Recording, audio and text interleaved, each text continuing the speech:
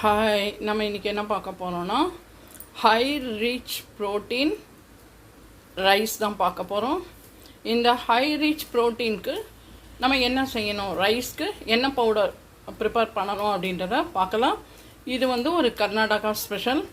இந்த பவுடர் இருந்ததுனாலே வீட்டில் வந்து ஒரு சாதம் வடிச்சிட்டு இந்த பவுடரை போட்டு மிக்ஸ் பண்ணிவிட்டு ஒரு அப்பளம் அந்த மாதிரி, இல்லை ஒரு பொரியல், ஒரு கூட்டு அந்த மாதிரி வச்சு சாப்பிட்லாம். அன்றைக்கி உண்டான ப்ரோட்டீன் நம்மளுக்கு வந்து உடம்புல கிடச்சிடும். இப்போ நம்ம வந்து நீங்கள் நினச்சிப்பீங்க ப்ரோட்டீன் பவுடர் தானே, வெறும் பருப்பொடி தானே அப்படின்னு நினைப்பீங்க. ஒவ்வொருத்தரும் ஒவ்வொரு விதமாக ஒரு பருப்பொடி அரைப்பாங்க. இது ஹைலி எல்லா பருப்புமே இதில் இருக்கும். நம்ம சில பேர் என்ன பண்ணுவோம், துவரம்பருப்பு, மிளகா, அதுக்கப்புறம் வந்து கொஞ்சம் ஜீரகம், மிளகு போட்டு பவுடர் ரெடி பண்ணுவோம். சில பேர் என்ன பண்ணுவாங்க, இதுலேயே வந்து வெறும் பொட்டுக்கடலை, மிளகு, உப்பு, 2 பூண்டு அந்த மாதிரி போட்டு ப்ரிப்பேர் பண்ணுறவங்களும் இருக்காங்க. சில பேர் வந்து துவரம்பருப்பு, கடலைப்பருப்பு, பைத்தம்பருப்பு, அப்புறம் வந்து மிளகா, பூண்டு வேணுன்னா பூண்டு இந்த மாதிரி போட்டு ப்ரிப்பேர் பண்ணுவாங்க. பட் வந்து கர்நாடகாலேயே வந்து இது என்டையர்லி டிஃப்ரெண்ட்டாக இருக்கும். இந்த பருப்பொடி ரொம்பவே ரிச்சாகவே இருக்கும். அன்றைக்கி உண்டான ப்ரோட்டீன் என்னமோ அது நம்மளுக்கு ஃபுல்லாகவே கிடச்சிரும். அதை எப்படி பண்ணலான்னு பார்க்கலாம் வாங்க. ஆல்ரெடி வந்து பருப்பு எல்லாமே ரெடியாக எடுத்து வச்சுருக்கேன். துவரம்பருப்பு, கடலைப்பருப்பு, உளுத்தம்பருப்பு, பைத்தம்பருப்பு, இன்னும் இன்க்ரீடியன்ட்ஸ் இருக்குது. இந்த பருப்பொடிக்கு மெயினாக இதெல்லாம் தான். நெக்ஸ்ட் அடுப்பை பற்ற வச்சுட்டு கடாய் போட்டாச்சு. இப்போ இதில் எல்லாமே வந்து நம்ம இதில் வந்து ட்ரை ரோஸ்டாக தான் நம்ம வந்து பண்ண போகிறோம். ஃபஸ்ட்டு வந்து துவரம்பருப்பு எடுத்து வச்சுக்குவோம் இல்லையா, எல்லாமே ஈக்குவல் ப்ரப்போர்ஷன் எடுத்துக்கோங்க. சிலதை நான் சொல்லும் போது அதை மட்டும் கம்மியாக எடுத்துக்கோங்க. இது இந்த 3/4 கப்புக்கு தான் துவரம்பருப்பு எடுத்திருக்கேன். பருப்பையும் போட்டுக்கோங்க. எல்லாத்தையும் தனித்தனியாக வறுக்கணும்னு அவசியம் கிடையாது, எல்லாத்தையும் ஒன்றாமே போட்டுக்கோங்க. ஃபஸ்ட்டு துவரம்பருப்பு, நெக்ஸ்ட் கடலைப்பருப்பு, நெக்ஸ்ட் உளுத்தம்பருப்பு, நெக்ஸ்ட் பைத்தம்பருப்பு, அப்புறம் தனியா கொஞ்சம் சொன்னேன் இல்லையா, கொஞ்சம் டிஃப்ரெண்ட்டாக இருக்கும்ன்ட்டு அதுதான். இப்போ இது எல்லாத்தையும் ஃபஸ்ட்டு வந்து எல்லாமே வந்து நம்ம ட்ரை ரோஸ்டாக தான் நம்ம வந்து எடுத்துக்க போகிறோம். இப்போ இதில் இன்னும் இன்க்ரீடியன்ட்ஸ் இருக்குது நம்ம சேர்க்க வேண்டியது, பார்க்கலாம். நெக்ஸ்ட் வந்து வெந்தயம் சொன்ன பார்த்திங்களா, எல்லாமே கொஞ்சம் டிஃப்ரெண்ட்டாக இருக்கும். வெந்தயம் கம்மியாக போட்டுக்கோங்க, ஏன்னா கசக்கும். வெந்தயம் உடம்புக்கு கூல்னஸ் கொடுக்கும். சரியா, ஜீரகம் வந்து இந்த பருப்பெல்லாம் நம்ம சேர்த்துருக்கிறதால நல்லா ஈஸியாக டைஜஷன் ஆகிறதுக்கு சீரகம். நெக்ஸ்ட் மிளகு, காரம் வந்து உடம்புக்கு நல்லது, அதால் மிளகு. நெக்ஸ்ட் மிளகா, எவ்வளோ மிளகா வேணுமோ அந்த மாதிரி மிளகாய் எடுத்துக்கோங்க. இல்லை உங்களுக்கு கலருக்கு வேணும்னா காஷ்மீரி சில்லி எடுத்துக்கோங்க, இல்லைன்னா ஆர்டினரி இந்த மிளகாய் எடுத்துக்கோங்க. நான் 2 மிளகாய், ஒரு 3 மிளகாய் தான் போட போகிறேன். ஆல்ரெடி மிளகு வேறு போட்டிருக்கு. ரொம்ப காரம் சாப்பிட மாட்டோம் அப்படின்றதால மிளகாவை கம்மியாக போட்டிருக்கோம். இந்த பருப்பை நீங்கள் அரைச்சி ஸ்டோர் பண்ணி வச்சுக்கலாம். இப்போ சாதாரணமாக வெளியில் போயிட்டு வந்தோம்னா கூட ஒரு ரைஸ் பண்ணிவிட்டு இந்த பொடியை கடகடன்னு சூடாக தாளிச்சிட்டு அது எப்படி தாளிக்கணுன்றதும் உங்களுக்கு சொல்கிறேன். அவ்வளோதான். இதில் ஒரு 4 மிளகா போட்டிருக்கேன். நெக்ஸ்ட் கருவேப்பிலையும் இதில் ஆட் பண்ணணும். நான் வந்து இப்போ கருவேப்பிலை சீசனில் கிடைக்கும் போது இதை வந்து நல்லா வாஷ் பண்ணிவிட்டு நல்லா வெயிலில் காய வச்சு நம்ம பொடி பண்ணி எடுத்து வச்சிட்டா, கருவேப்பிலை சீசனில் கிடைக்கலனா கூட நம்ம இந்த பவுடரை வந்து யூஸ் பண்ணிக்கலாம். இது என்னோடய ஃப்ரெண்டு வந்து க்ளோஸ் ஃப்ரெண்டு ஒருத்தர் வந்து இந்த டிப்பை கொடுத்துருக்காங்க. இதே மாதிரி 2-3 டிப்ஸை நான் உங்களுக்கு சொல்கிறேன். இதை நம்ம அரைச்சி ஸ்டோர் பண்ணி வச்சிட்டோம்னா கருவேப்பிலை ரைஸ் அந்த மாதிரி பண்ணும்போதும் நம்ம இதை போடலாம்.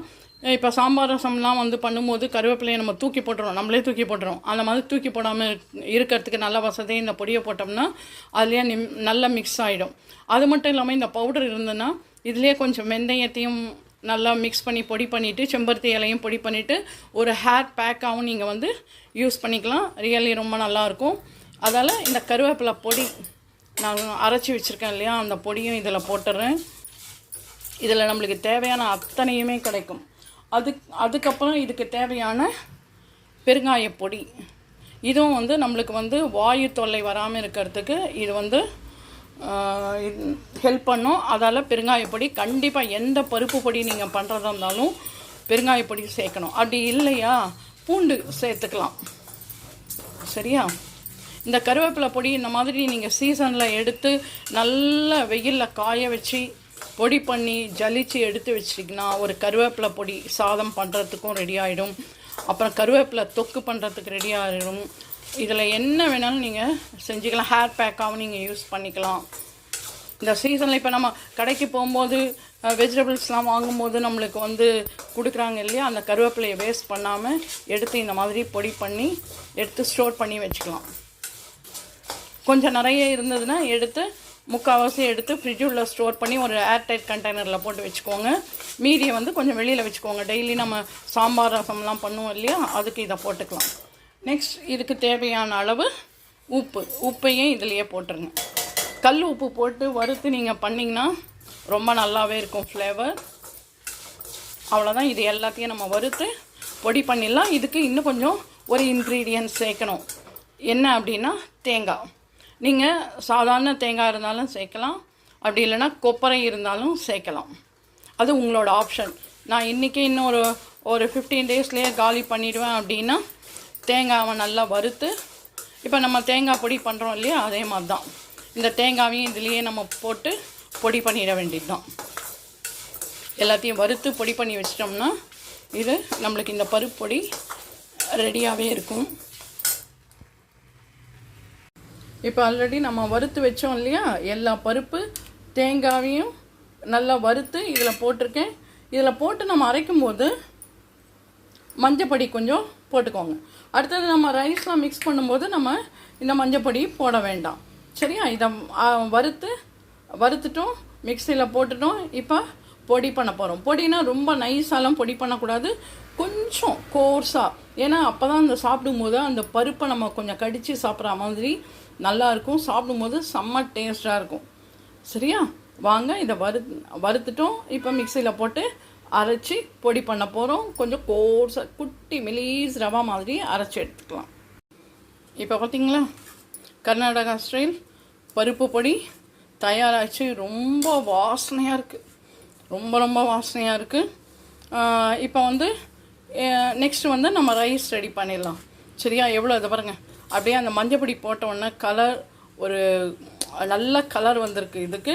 இதை நம்ம கொஞ்ச நேரம் அரைச்சி அப்படியே கொஞ்சம் இந்த வானலில் போட்டுட்டு அதுக்கப்புறம் நீங்கள் ஒரு கண்டெய்னரில் வந்து போட்டு ஃப்ரிட்ஜுள்ள ஸ்டோர் பண்ணி வச்சுக்கோங்க. கொஞ்சத்தை வெளியில் வச்சுட்டு மீதியை ஃப்ரிட்ஜுள்ள வச்சிட்டிங்கன்னா நியர்லி 1 மந்த் வரைக்கும் இது வந்து கெட்டே போகாது. சரியா? அதெல்லாம் வாங்க அடுத்தது ரைஸ் எப்படி மிக்ஸ் பண்ணலாம் அப்படின்றத பார்க்கலாம். ஆல்ரெடி கடுகு போட்டுட்டேன். கடுகு வெடிச்சின்னு இருக்கு. இந்த டைமில் வந்து நம்ம வறுத்த வேர்க்கடலை இருக்கு இல்லையா, அதையும் கொஞ்சம் போட்டுக்கோங்க. அவ்வளோதான். ஸ்டவ்வை ஆஃப் பண்ணிவிடுங்க. தேவையான அளவு கருவேப்பிலை, ஒரு மிளகா, அவ்வளோதான். இப்போ ஆல்ரெடி இது வந்து வறுத்ததால் நம்ம எதுவுமே பண்ண வேண்டாம்.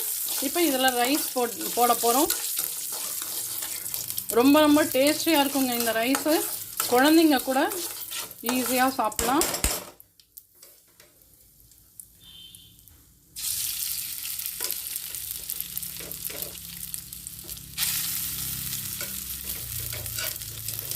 ரொம்ப டேஸ்டியாக இருக்கும் rice. Rich protein powder. Protein மிக்ஸ்லாம் நம்ம கடையில் வாங்கி சாப்பிட்றோம் இல்லையா, இந்த மாதிரி நம்ம ப்ரோட்டீன் மிக்ஸ், அது ஹெல்த் மிக்ஸ், இதுவும் ஹெல்த் மிக்ஸ். அது கரைச்சி சாப்பிடுவோம், குடிப்போம். இது வந்து பொடியாக கலந்து ரைஸில் போட்டு மிக்ஸ் பண்ணி சாப்பிட போகிறோம். இதில் ஆல்ரெடி எண்ணெய் இருக்கிறதால நான் ஒரு பெரட்டிடுவேன். எக்ஸ்ட்ரா ஆயிலெலாம் இதில் விட மாட்டேன். இப்போ இதில் இந்த பொடியை போடும். உங்களுக்கு எவ்வளோ பொடி வேணுமோ அந்த அளவு பொடியை போட்டுக்கோங்க. எப்போவுமே எந்த ஒரு ரைஸ் செஞ்ச உடனே இமீடியட்டாக சாப்பிடக்கூடாது. ஒரு 5 மினிட்ஸ் கழித்து சாப்பிடும்போது தான் அதனோட எசன்ஸ் எல்லாம் ரைஸில் வந்து இறங்கியிருக்கும். இந்த ரைஸ்க்கு இது போகிறோம். ஆல்ரெடி இதை பாருங்கள், இது அரைச்சோன்னே ஒரு எவர்சிலர் கண்டெய்னரில் போட்டாச்சு. போட்டு போட்டுற போகிறோம். இதை பாருங்கள், மார்னிங் இந்த மாதிரி ஹாலிடேஸ்லலாம் நீங்கள் வந்து இந்த மாதிரி பொடியெலாம் நீங்கள் ரெடி பண்ணி வச்சுருந்தீங்கன்னா என்னைக்காவது ஒரு நாள் இந்த மாதிரி மிக்சட் ரைஸ் எடுத்துன்னு போகலாம். பார்த்தீங்களா, பார்க்கும் போதே எவ்வளோ கலர்ஃபுல்லாக இருக்குது.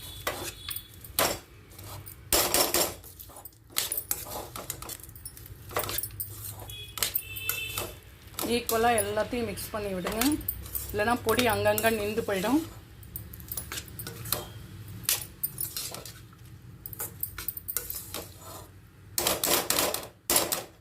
அவ்வளோதான். இது பாருங்கள், சாதம் வந்து உதிரியாகவே இருக்குது. நம்ம அதே எண்ணெயிலேயே போட்டு ஒரு பெரட்டிடலாம்.